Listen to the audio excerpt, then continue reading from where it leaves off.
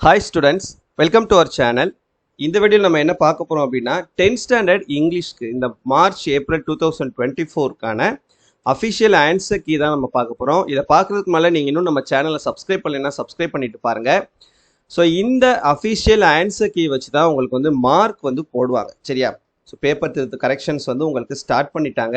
நேற்றுலேருந்து உங்களுக்கு paper correction வந்து 13ஆம் தேதியிலேருந்து ஸ்டார்ட் பண்ணிட்டாங்க. இந்த ஆன்சர் கீழே உங்களுக்கு எப்படி வந்து மார்க் அலாட்மெண்ட் கொடுத்துருக்காங்களோ அதை பேஸ் பண்ணி தான் உங்களுடைய ஆன்சர்ஸ் இருந்துச்சுன்னா அதுக்கு வந்து மார்க் வந்து கொடுப்பாங்க. ஸோ எப்படிலாம் மார்க் எழுதுனா என்னென்ன எந்த மாதிரி மார்க் அலாட்மெண்ட் வந்து உங்களுக்கு கொடுத்துருக்காங்க அப்படின்றத இப்போ டிஸ்கஸ் பண்ணலாம். அது மட்டும் இல்லாமல் உங்களுக்கு இங்கிலீஷில் கிரேஸ் மார்க்கும் கொடுத்துருக்காங்க. ஜஸ்ட் அந்த கொஸ்டினை அட்டன் பண்ணாவே போதும், அந்த கொஸ்டின் நம்பர் மட்டும் போட்டிருந்தாவே உங்களுக்கு மார்க் கொடுக்கவும் சொல்லியிருக்காங்க. ஸோ அது எந்தெந்த கொஸ்டின்ஸ் அப்படின்றதையும் இப்போ நம்ம பார்க்கலாம். So 1 mark questions பார்த்துக்கிறங்க.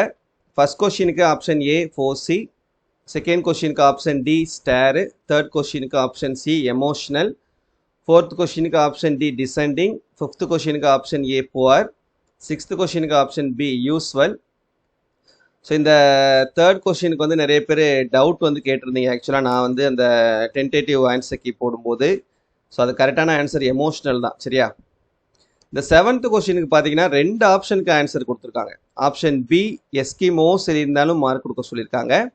Option D Eskimo எழுதினாலும் ஆன்சர் மார்க் கொடுக்க சொல்லியிருக்காங்க. ஏன்னா ரெண்டுமே கரெக்ட் தான். ப்ளூரல் ஃபார்ம் பொறுத்த வரைக்கும் எஸ்கிமோஸும் கரெக்ட் தான், எஸ்கிமோவும் கரெக்ட் தான். அதனால இது ரெண்டில் எதில் இருந்தாலும் 1 மார்க் கொடுக்க சொல்லியிருக்காங்க. 8th கொஸ்டினுக்கு ஆப்ஷன் ஏ ஹுட், 9th கொஸ்டினுக்கு option A augmentative and alternative communication, 10th கொஸ்டினுக்கு option B work out, 11th option C man, 12th option B on. இந்த 13th கொஸ்டினுக்கு ஆக்சுவலாக ஆப்ஷன் ஏ அட்டன்ஸ் கரெக்ட் அப்படின்னு சொல்லிட்டு நான் டென்டேட்டிவ் ஆன்சர் கீழே சொல்லியிருந்தேன். பட் எங்கே பார்த்தீங்கன்னா உங்களுக்கு 2 ஆன்சர் கொடுத்துருக்காங்க. ஆப்ஷன் ஏ அட்டன்ஸும் கரெக்டு, ஆப்ஷன் பி அட்டண்டடும் கரெக்டு. 2 இருந்தாலும் இந்த 2ல் எந்த ஆன்சர் போட்டிருந்தாலும் 1 மார்க் வந்து கொடுக்க சொல்லியிருக்காங்க. தென் 14th கொஸ்டினுக்கு ஆப்ஷன் ஏ இன் கேஸ்க்கு வந்து 1 மார்க் கொடுத்துருக்காங்க. தென் பார்ட் 2ல் செக்ஷன் 1 2 மார்க் கொஸ்டினில் அந்த கொஸ்டின் நம்பர் 18 ஃப்ரான்ஸ் அப்படின்றதுக்கு ஃப்ராங்க் அப்படின்னு சொல்லிட்டு நமக்கு கொடுத்துருந்தாங்க. ஸோ அதுக்கு வந்து நமக்கு கிரேஸ் மார்க் கொடுப்பாங்களா சார் சொல்லிட்டு கேட்டிருந்தீங்க, நிறைய பேர் கொடுத்துருக்காங்க. இந்த question number 18 2 mark question just நீங்கள் கொஸ்டின் நம்பர் மட்டும் போட்டிருந்தாலே mark shall be given on mere அட்டம்ப்ட்னு கொடுத்துருக்காங்க பாருங்கள். ஜஸ்ட் நீங்கள் அந்த கொஸ்டின் நம்பர் எழுதி வச்சுருந்தாலே 2 மார்க் உங்களுக்கு கிடச்சிரும். ஸோ 2 மார்க் வந்து ஈஸியாக வாங்கிடலாம். யாரெல்லாம் அந்த கொஸ்டின்ஸ் வந்து அட்டன் பண்ணியிருக்கீங்க அப்படின்றத மறக்காமல் கமெண்ட்டில் சொல்லுங்கள். அடுத்து அப்ரிசியேஷன். ஸோ அப்ரிசியேஷன் பொறுத்த வரைக்கும் உங்களுக்கு அந்த லைனில் இருக்கக்கூடிய வேர்ட்ஸை எழுதினாவே உங்களுக்கு மார்க் வந்து கிடச்சிரும். அந்த மேக்ஸிமம் பார்த்தீங்கன்னா இந்த கம்ப்ளைனிங் ஸ்ட்ரீட்டு, இந்த ஸ்டாவேஷன் ஃபெமைன், இது எல்லாமே பார்த்தீங்கன்னா அந்த லைன்லேயே இருக்குது. ஸோ அது அப்படியே அந்த லைனை எழுதியிருந்தால் கூட உங்களுக்கு மார்க் வந்து கிடைக்கும், சரியா? Next grammar. இந்த கிராமரில் பாருங்கள் கொஸ்டின் நம்பர் 23 இது வந்து ஸ்பீச்சு. 24 ஸோ பை யூ முன்னால் வந்தாலும் சரி பின்னால் வந்தாலும் சரி ரெண்டுமே கரெக்டு தான். இந்த 25 பங்க்சுவேஷனுக்கு பார்த்தீங்கன்னா இந்த டபுள் கோட்ஸ்க்கு 1 மார்க் கொடுப்பாங்க, அரை மார்க் கொடுப்பாங்க. இந்த டி கேப்ஸில் மாற்றுறதுக்கு அரை மார்க்கு, இந்த கொஷின் மார்க்குக்கு அரை மார்க்கு, அப்புறம் இந்த கேபிட்டல் லெட்டர் எஸ் ஸ்மித்துக்கு எஸ் கேபிட்டலில் மாற்றுறதுக்கு அரை மார்க் வந்து ஆட் பண்ணியிருப்பாங்க. ஓகேவா? ஸோ இது மற்றதெல்லாம் வந்து நமக்கு கரெக்டான ஆன்சர் பார்த்துக்கோங்க. இந்த question number 28 road map. Road மேப்லாம் சும்மா என்ன இன்ஸ்ட்ரக்ஷன் கரெக்டாக இருந்தாலும் மார்க் கொடுக்க சொல்லியிருக்காங்க, 2 மார்க் கொடுத்துக்க சொல்லியிருக்காங்க. அப்புறம் பேராகிராஃபு. ஸோ பேராகிராஃப் பொறுத்த வரைக்கும் நமக்கு நம்ம படித்த பேராகிராஃப் எழுதினாவே போதுமானது.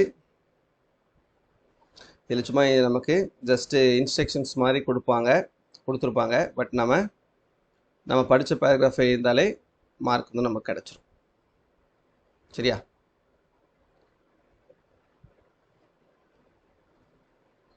நெக்ஸ்ட்டு இது போயம் பேராகிராஃபு.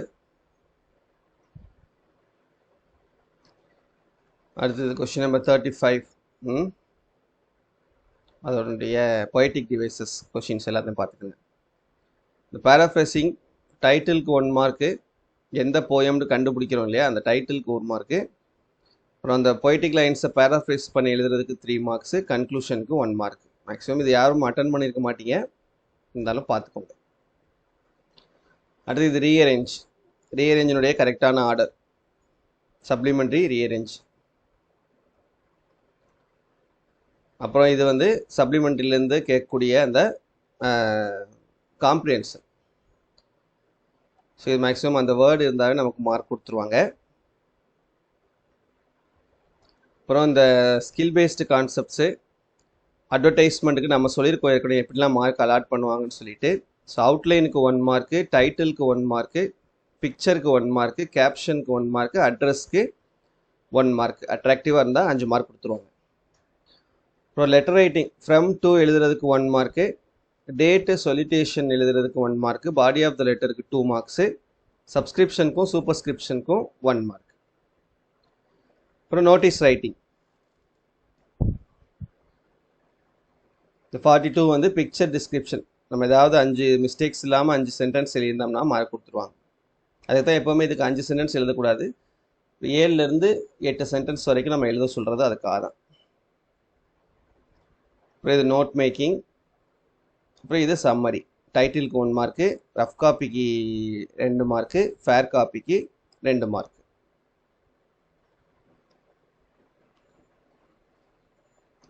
இது எரர் ஸ்பாட்டு. எரர் ஸ்பாட்டுக்கு நம்ம வில் மட்டும் சொல்லியிருந்தோம் டென்டேட்டிவ் ஆன்சர் கீழே. பட் இங்கே நமக்கு ஷேலுக்கும் மார்க் கொடுக்க சொல்லியிருக்காங்க. ஸோ வில் ஷேல் ரெண்டில் எதில் இருந்தாலும் மார்க் நமக்கு கொடுக்க சொல்லியிருக்காங்க.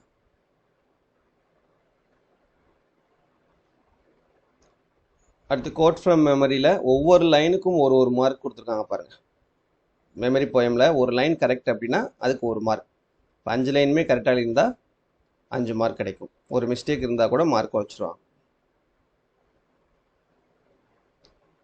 அடுத்து question number 46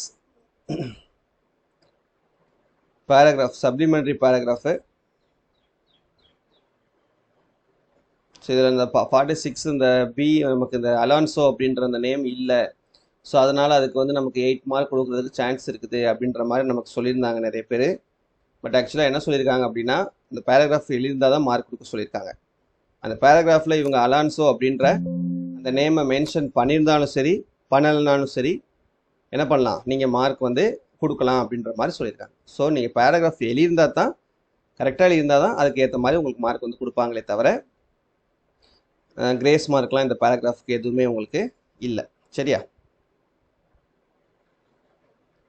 next question number 47ல் ஏ வந்து உங்களுக்கு